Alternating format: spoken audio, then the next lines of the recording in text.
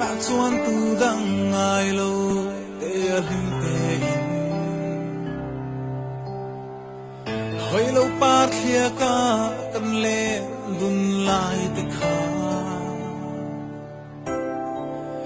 tu na zong mualang liam ka dang zo mo si lo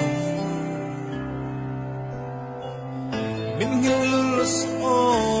ka ti du lai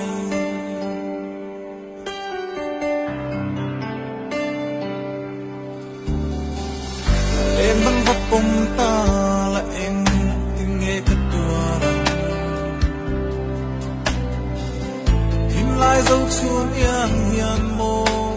aral se si egan khuan u pon hetia tura min duan le kagre soi ka phur isu ngai vang ya om lai nei reng chung sin ka thin lung hia yan san le sai che a re thei lo il big su ang che o kan tiam thu ti song te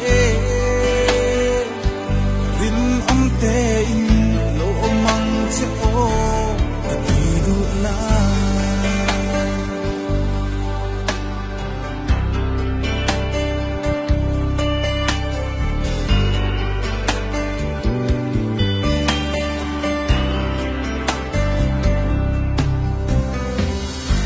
Sin tham ral mai tu ta don lam lo itel lo sing nun zong ta tua an nan nan lua e thế ni se run mun le bun zai re tlong par khia dun ta nuam nge ye om lai nei reng chung sin ka thin lung hia yan san le sai che a re thei lo hil big su ang che o kan tiam thu ti song te rin om te in lo mang che o ta bi du la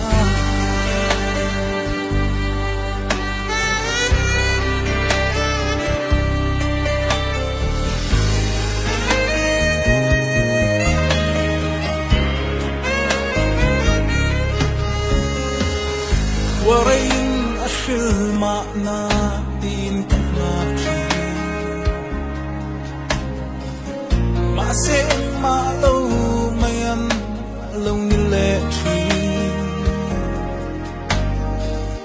hey ni se pwa lo ruin asen du now mal tuan so in len du ni la lai ni reng chung sin ka thin lung hia yan san le sai che a re thei lo hil big su ang che o kan tiam thu ti song te rin om te in lo mang che o kan hi du la vọng dê lắng ô thằng tiam thu đi